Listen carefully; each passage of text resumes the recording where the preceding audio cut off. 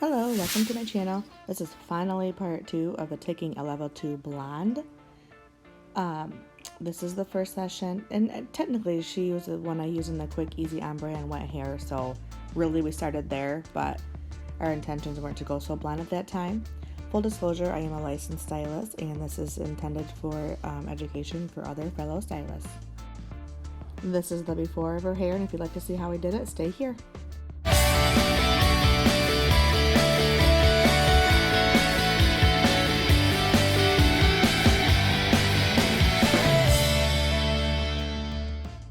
Here's the result that we had in the first session. This is the before and after of that session. If you'd like to see it, I'll put the link right here above. And before I start, if you'd like to see more of my stuff, go ahead and click in the bottom right.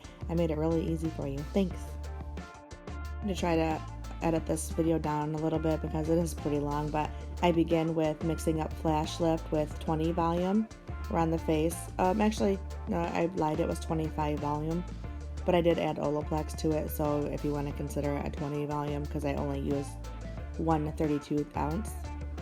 I did a rounder face really heavy first. I did a lot of baby fine highlights, that way I can get more impact and it'll allow the hair to get a little lighter. The finer the sections, the easier it is to bring it lighter. And I did go right up close to the scalp with the hair around the face. However, as I moved back, towards the back of the head, I left it a little rootier because I wanted to keep that more natural looking.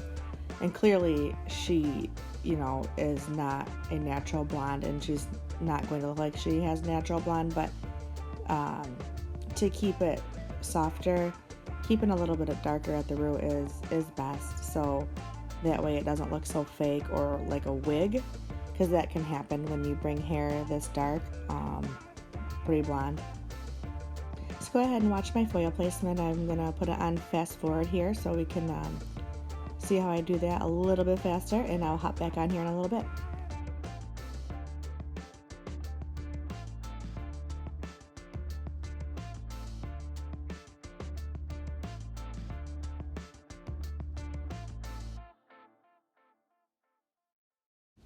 Now you'll see up here around her face she has a lot of shorter hairs, which is regrowth from her last baby. They're getting longer, but I'm not going to highlight them because it'll just look like a big blonde patch. Keep them there, it'll be softer on her face.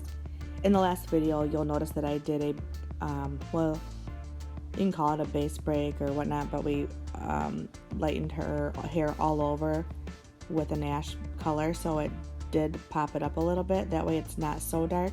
So technically she's not a 2, and those hairs are not a level 2 anymore. They are more like a 4 or 5, which makes it softer. That way it's not so dark. But if I lighten those blonde, it won't be complementing to her around her face.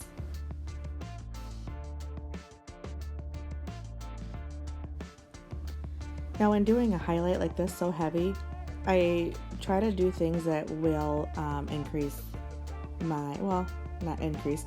my time, and there are simple tips that you could use. So the foil I'm using is wider than I normally do. If you can tell, it is the Reynolds wrap foil from Sally's, and they come in like a double panel that you rip in half, and they're nice and wide, so I can do a wider section.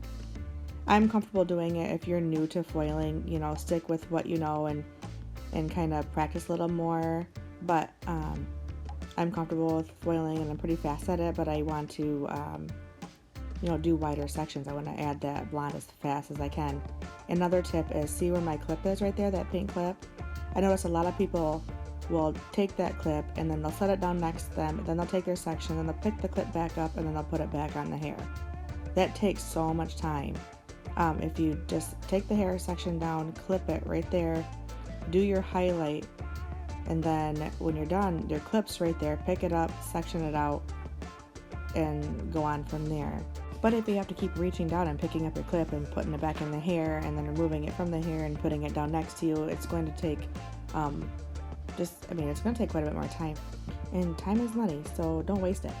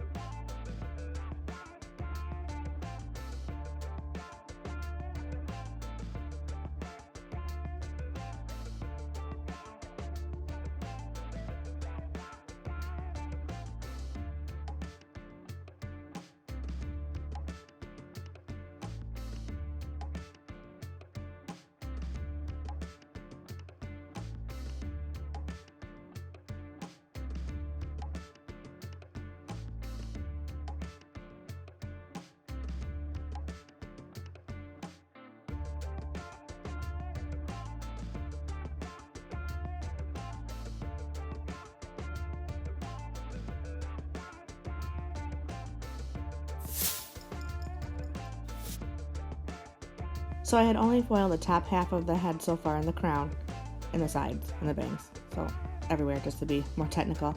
In between each foil right now, I am adding in a 7P and a splash of 7T. I want to counteract a lot of that warm that's still there. She pulls pretty brassy, so you want to stick with your blues. So I'm putting that in between all the foils. Now I'm starting in the back with the highlight. I just do the highlight the same before, but I brought it up to 30 volume, meaning 35 with Olaplex, and I'm going to assume it as a 30. And I go all the way up the back of the head, and then I do the same thing in between those foils with the 7P, 7T. Now you're wondering why I did not start in the back. Well, normally I would start in the back, do the back first, do the color in between, and then go ahead and go up to the front, and then so I can rinse out the back when the back is done. But we want to take her pretty blonde, so I do want the it is more important to me to get the front blonder quicker, because that's where she's going to see it more and she'll feel more blonde there, rather than starting in the back and going to the front. So I expect the back to not get as light as the front, but that's okay because we want to see the front be blonde. Then after we get that established, I will focus more on the back.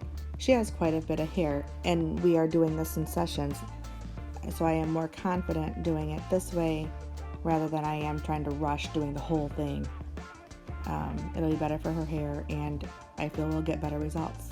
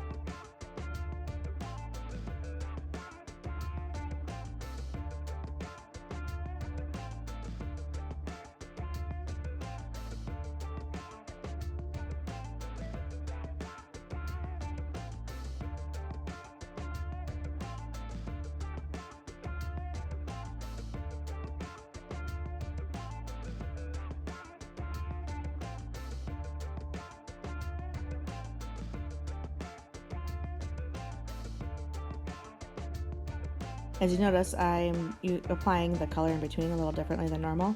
I'm using a bottle. It's a Redken bottle, it's a smaller one, and I tell you what, that's another way to cut down time.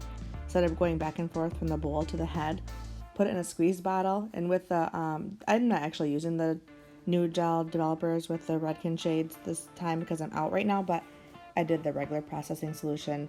So if I had the gel one, I would actually be using that to make it a little more thicker and less drippy, but right now it doesn't really matter, so I'm applying it that way, and it's just a lot quicker. Now after I was done applying that, I went back through to the front, and you see how you probably figured, oh, she's probably done by now.